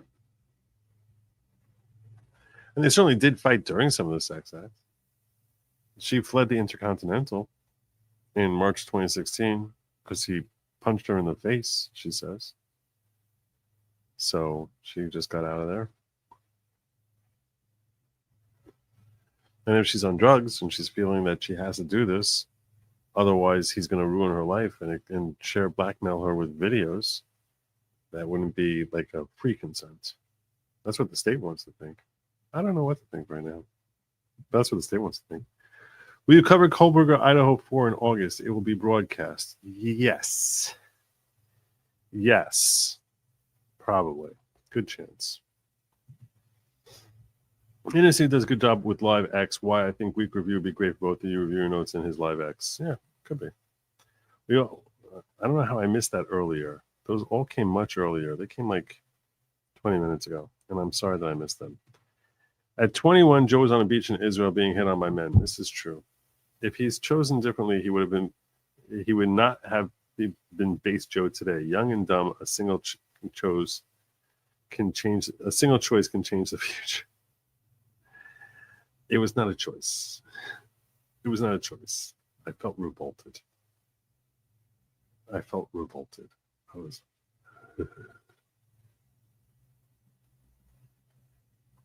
I told my mother that, like, I told my mother, I think I told you guys, I was like, I want to take a shower, and I also never want to be naked again.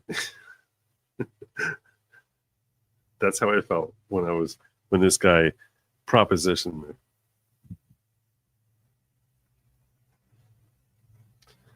All right, where was we? Where was I?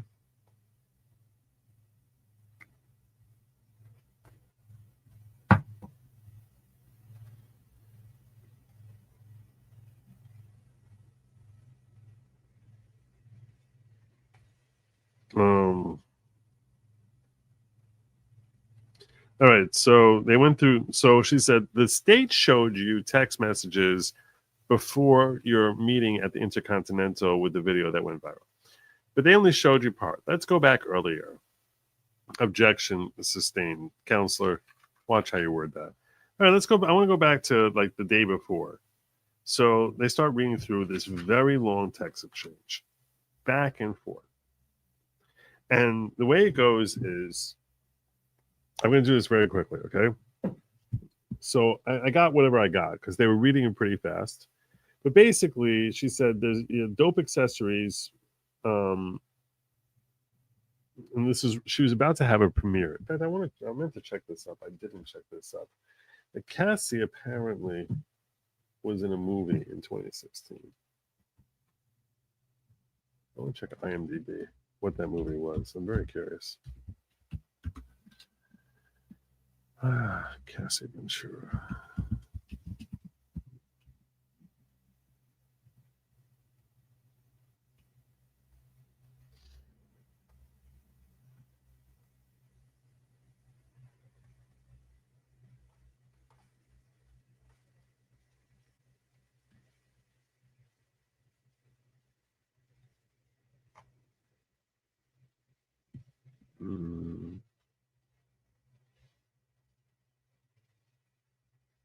So I assume it was this one, The Perfect Match.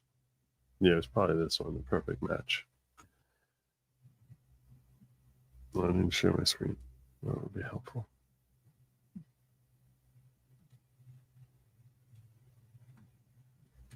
This is it here, The Perfect Match. This is a movie she was in then.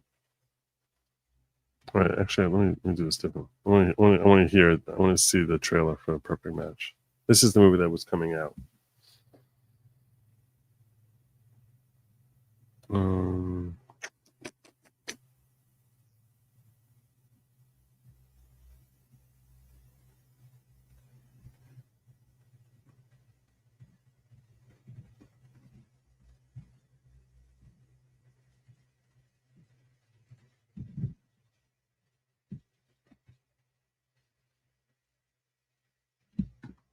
Let's see.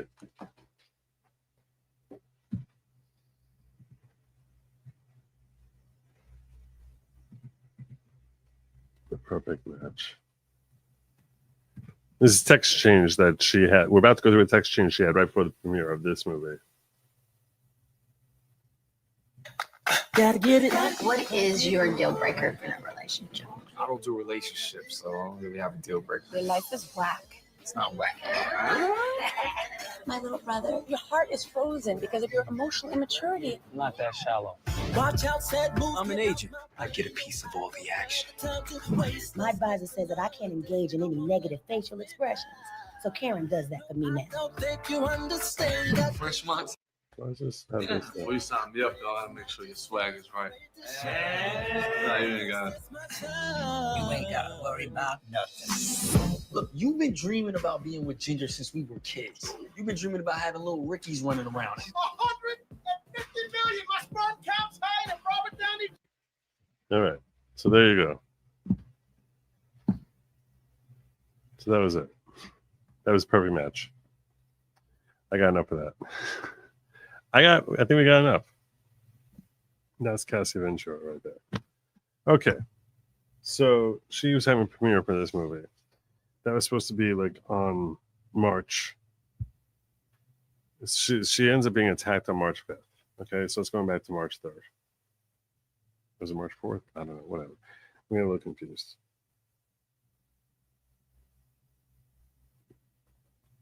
She was so she basically was telling him, she's like, baby, I really don't want to mess my body up.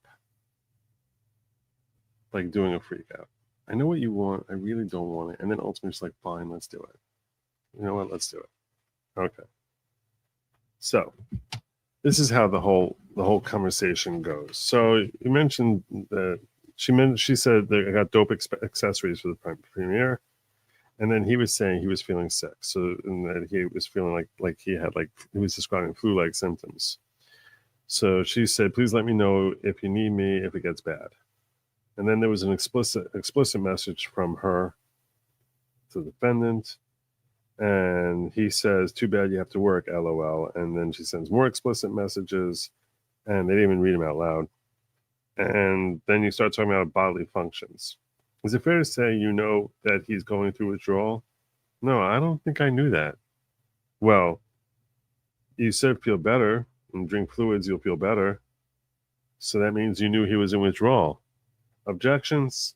Like, what? I actually wrote, what? Objection sustained. Every time someone has the flu, that means they're in withdrawal?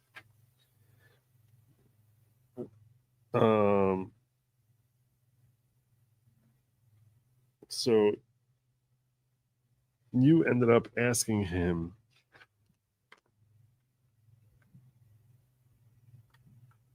you asked him to have this freak out, didn't you? Well, he's asking me over and over there.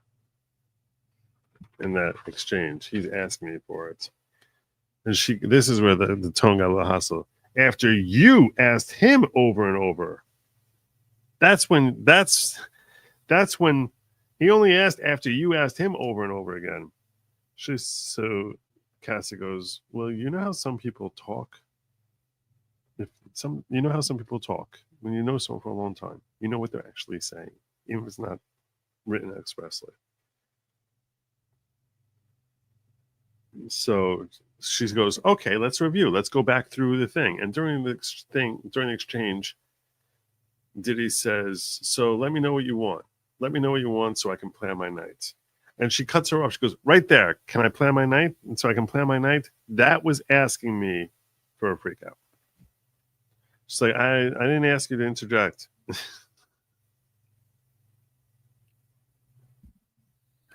She's telling you where it was. She's telling you where it was. We all heard it. We all heard her tell that's where he's asking for it. And then again, he said it later on. He's like, why are you not getting back to me? I want you to get back to me. Why are you not hitting me up? I need to plan my night. I want to plan my night. So you said it was damage control, so as not to ruin your career. That's why you said thing, because what she wrote is like, baby, I really want to have a freak out, but I can't. And on direct, she had said, the reason I said that was because I was trying to do damage control, because if I don't do that, if I don't say that, he gets angry and he gets violent. So I decided to say, hey, I really want to, but cut me some slack. That's essentially what she was saying. Because I was afraid that I would be messed up because I need to recuperate after those things. So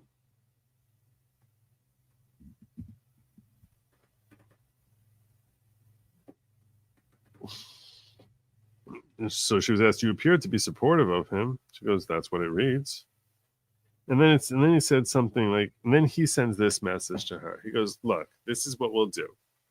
We'll start at 7 and we'll be completely done by 4. And we won't enter the Matrix. And then you could take an Ambien and a Xanax and you'll be fine for the premiere. I just want you to just hear that again. If we start at 7, we can be done by 4, and we won't enter the Matrix, and you can take an Ambien and Xanax. So what does enter the Matrix mean? Enter the Matrix means go overboard on drugs. So he's saying we can start our freakout session at 7, wrap it up by 4 a.m. You'll take an Ambien and Xanax, it'll be fine for the premiere. That's 9 hours. 7 p.m. to 4 a.m. You'll just do this thing for 9 hours and you'll be fine. Sounds like a plan. Because after that, she's like, fine, let's do it. 9 hours. That's what the plan. We'll have a short one. We'll have a quick one. We'll have a quick one. 9 hours. 9 hours. It's crazy. It's really, really crazy.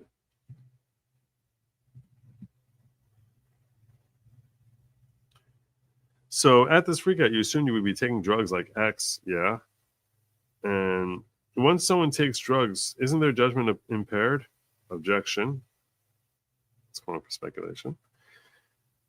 When you're high on drugs, would you be more inclined to take more drugs or less inclined? Well, that depends on the drug. I'll move on. Yeah, it's a good idea. Move on, counselor, because you're not going anywhere.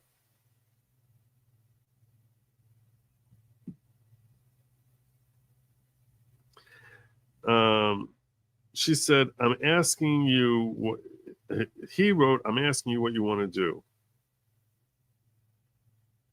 And they had this thing where he's like, he got mad. He sent like multiple texts in a row. What's going on? Why are you not responding? You know, I hate when you do this.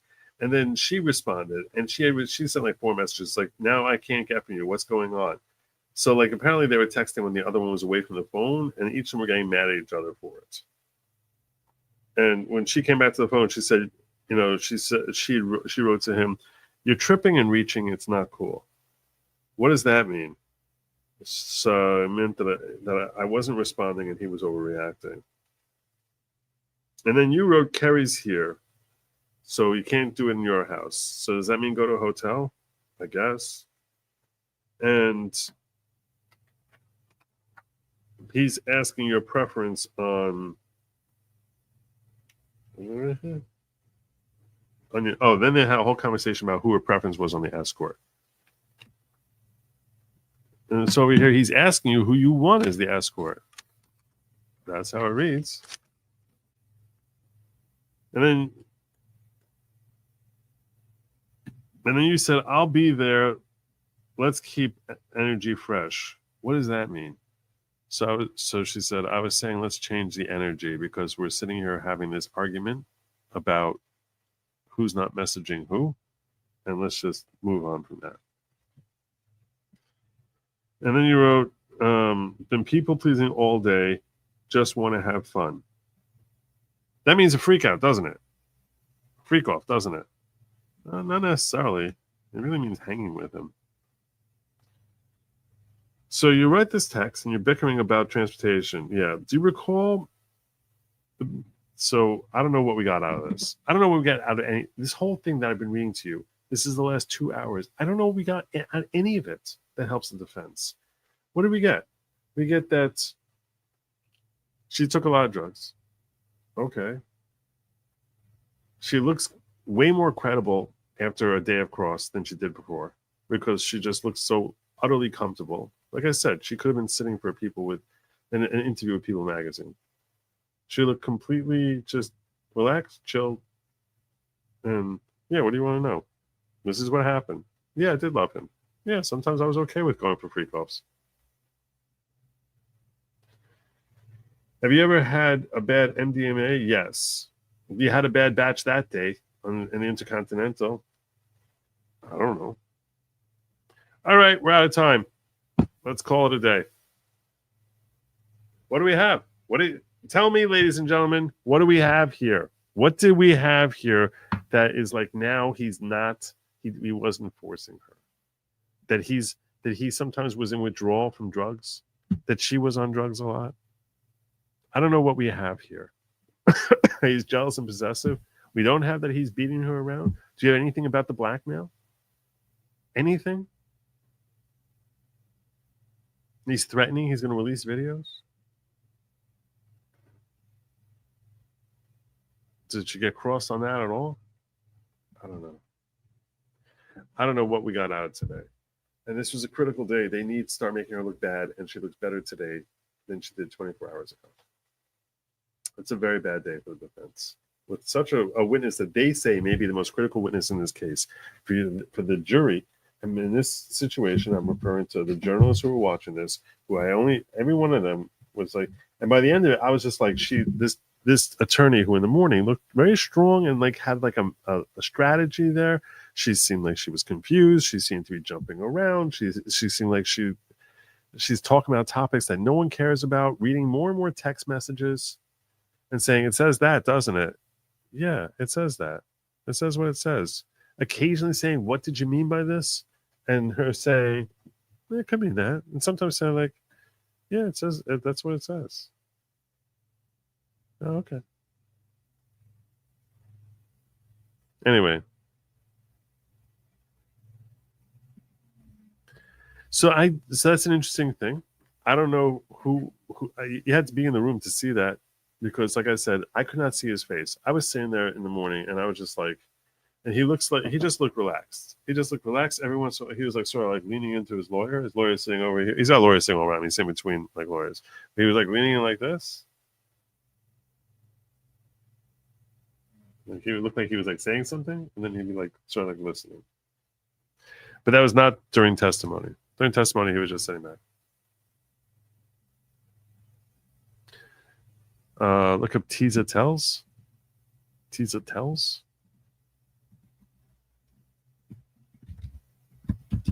Tiza Tells.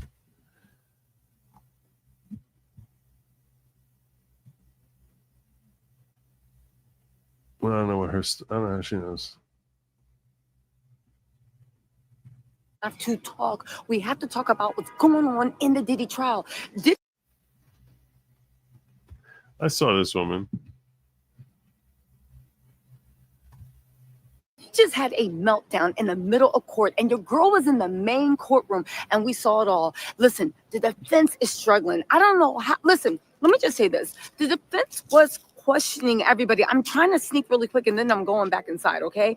The defense was literally struggling, and I mean struggling, to find a way to frame things with Cassie. It's so funny that what they ended up doing was basically giving a line of questioning that wasn't to get to the bottom. You're not beating those charges, but you were giving clips for the internet. They asked Cassie about the baby oil, and then it had rugs in it. Cassie was like, not while we were together. But the meltdown, y'all, the meltdown. The defense does not know what they're doing. Let me tell you this. They can spin it all they want on these legal shows. All of Diddy's PR people and contacts and pulling every contact they want. Diddy's defense is struggling. That mofo is going to jail with 6 L's behind it. However, I'll tell you what, right? It seemed like today Diddy woke up and realized, wait a second, this isn't a slam dunk. Why did he do that? Well, check this out, okay? This is the most interesting thing. I'm right at the courthouse. Shout out to y'all. Listen, but let me tell you, and also Sarah, if you're watching this, I will reach out. We're going to do dinner together. Listen. So what happened in the meltdown? I have so many notes, like literally 20 pages of notes. Let me see if I can pull them out and get them together for y'all. Hold on one second. Let me show y'all the scene outside the courthouse too, while I get my notes together in case y'all curious. So this is the courthouse, right? That's the public entrance. I'm not supposed to be filming on the steps, but the Homeland Security usually let me go. Let me see if I can sneak a little thing. This is all the press lined up right now, right? Your girl's been mixing and matching. Y'all might see me on, well, let me.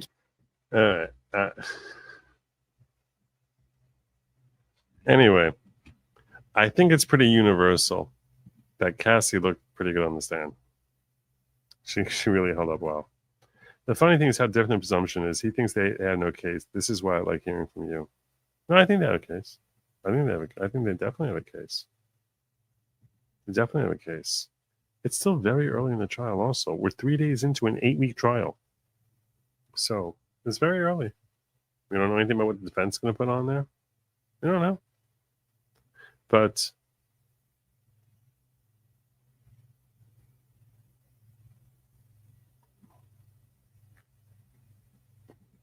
how far into it?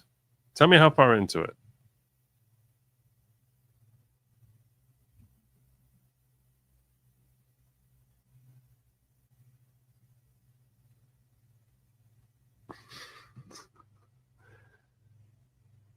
This is Teaser Tells. That's what we're just watching.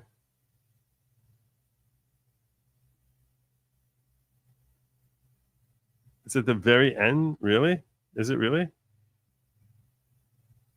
an hour and 4 minutes. Why does everyone say yes? Look up Teaser Tells. This was the team.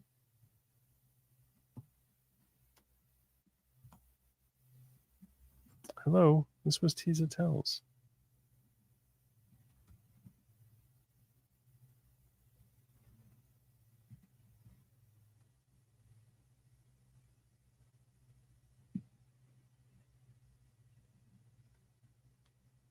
Have to talk. We have to talk in the morning, asking Cassie stupid, nonsensical questions that you're just trying to get clicks and views. I bet you this weekend we see a bunch of misinformation coming out from TMZ and mainstream media because that's all these questions said. Like, was there drugs in the baby oil? You try I'm getting to the meltdown. Hold on. So they had wasted the better half of the morning not getting to anything. On top of that, that little trick they did where they literally said they're going to give exhibits. That's what gets entered to the jury. Yeah, well, getting her to say things like it was a job isn't really helpful in that respect. Doesn't really. You sort of need to ask that question. You sort of need to ask that question at a certain point.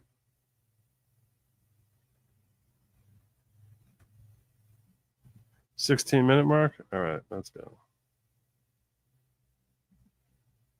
Oh, thank y'all. Y'all so used to me sitting on my couch in my pajamas. Can't wait to get back. Okay, so listen, that's the scene it usually is. After that F-up, and the judge basically cursing them out and said, "You better cut the," like he literally was like, "Cut it out." Cut it out. I don't want to hear it. And he was very firm and very annoyed because Mark Agnifilio was always pulling this shit. The judge says A, Mark does B, and then says, Your Honor, we thought you said D. He's been doing that since the beginning of the trial. The judge finally put his foot down and was really, and was like, and it's not working. And guess what? This is finally going to cost your career. Even Mark being like, Your Honor, he can go to jail for the rest of life. Judge Iron looked at him like, and what they got to do with me? I'm sorry, because y'all was I thought somebody that was wasting my time and lying to me is now trying to guilt trip me. Okay, so that's the scene. After that happened, Judge Iron was so frustrated. He was like, "Yo, let's take a 10-minute recess, right?" Oh, Daniel Phillip. Oh my God! Thank you so much for the Cash App. Super generous, and I will check my and Robert Campbell's. Thank you so much for the super chat. I will check my emails. Thank y'all. Okay, so that happened. Then the judge was like, yo, She's doing it while she has a boyfriend because it's a job. That doesn't mean anything. She's asked, why were you doing this while you had a boyfriend? Because that's my job.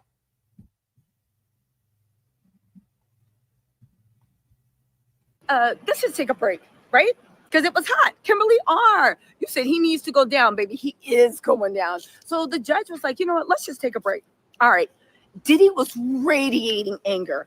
Terva Francis, thank you so much for the Cash App. Thank you, Tevra.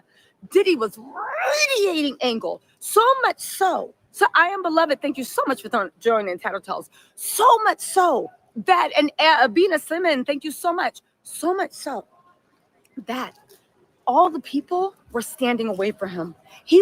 I've never seen anything like it. He was radiating anger. All the lawyers are usually keyed up, and him and Tinny Garrios are laid up like they bosom buddies. They were all standing at least 5 feet away. Nobody dare go near him. Brian still was not in the courtroom when it happened, but even when he came back in, he tried to sit back down with Diddy like, yo, what's up? Diddy gave him a look. Brian even got. I should do it live I should do a live stream, right? Not a video. I thought I need to drop videos. I think maybe I need to do live stream. Maybe I'll try that.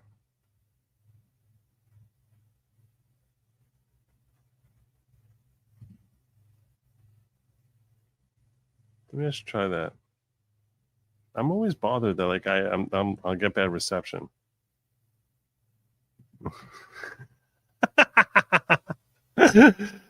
You guys are such big help. Got up and stood over a few feet. Nobody would go near Diddy. He was radiating anger. And I was like, this mofo got a problem.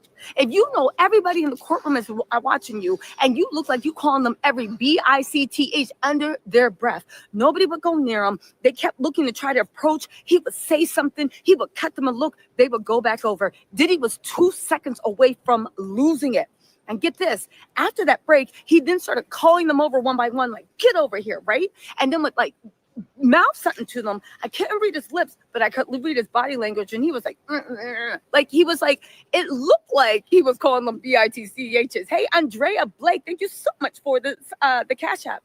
He looked like he was calling them out of every name in the book. But you know how that's the way if you was acting up in the supermarket or at like school Sounds like night, total BS to me. and your mom called you over and she know that she can't yell at you or slap you across the face. So they're just like, she's just like, you. Look, maybe she was in the courtroom with him. Some people got in there. Maybe she was. I'm gonna have a poll here about should I drop live instead of a video? Maybe I'll do that.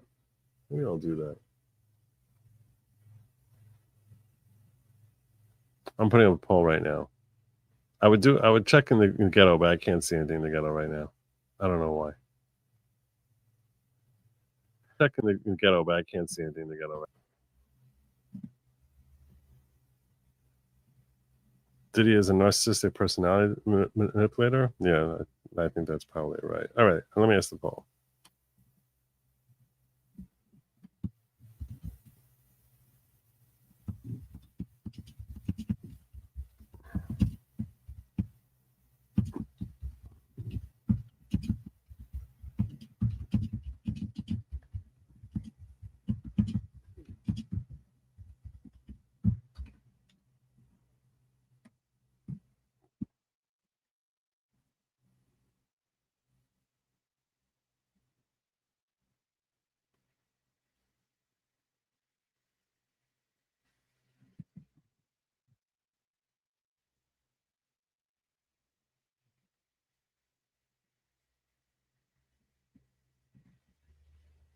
If you don't know about Jonathan, or you need to.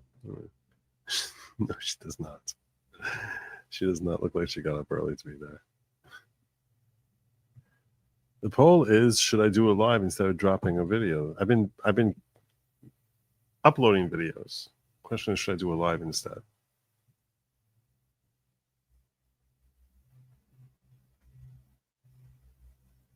This is what I'll do. I'll probably drop one after lunch and then leave. Because I can't be there. I don't know if I can be there all day tomorrow. I definitely gonna have to run out of court when it's over if I stay there till 5. Because I got Shabbos. So maybe I'll do a live then. That's not a bad idea.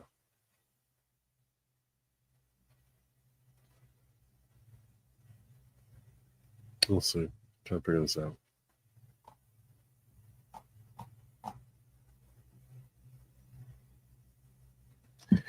Yeah, they did mention something about Odie, but it was very quick, and I didn't know what the hell they were talking about, so I don't even know if I took it down. There was a quick question. There was a couple questions about Odie, but I didn't understand what the hell they were talking about.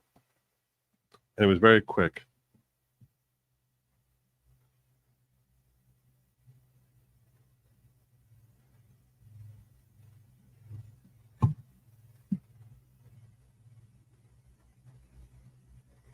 I was sort of thinking, like, algorithmically, I need to upload videos. So that's why I sort of was thinking about doing that's the advantage to like this.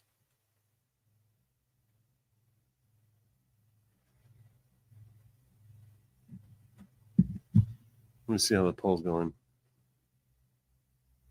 Oh, wow. Very strongly in favor of a live. Very strongly in favor.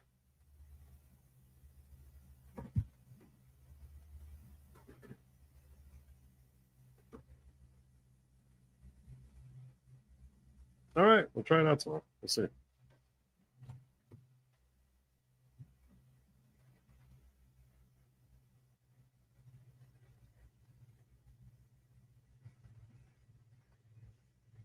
No, they're impossible. If they did, I'd be texting it out.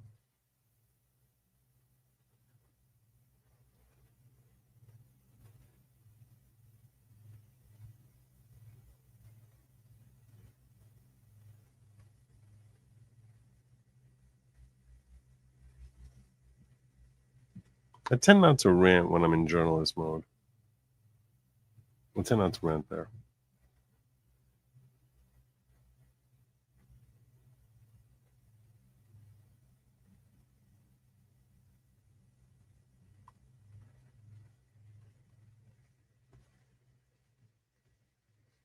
I heard something to that effect.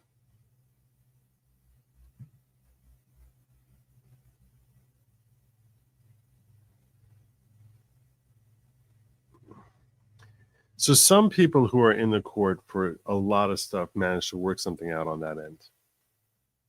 And when I asked him about it, he's like, "You can't get it. No one can get it." He's like, "I'm able to get my phone in there, but it's a whole long story.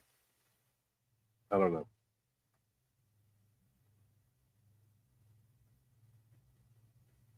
All right. Anyway, I need sleep. It's 2 hours. I want to do this for an hour tonight, and I'm at 2 hours.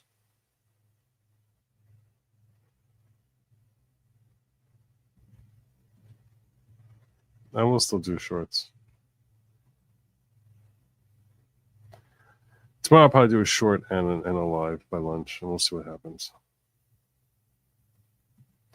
I have a New York Press Pass. It doesn't help. They still take my phone. So no, I don't know how he does it. And he wouldn't tell me. But he did say it has something to do with the fact that he's in court covering trials like year round.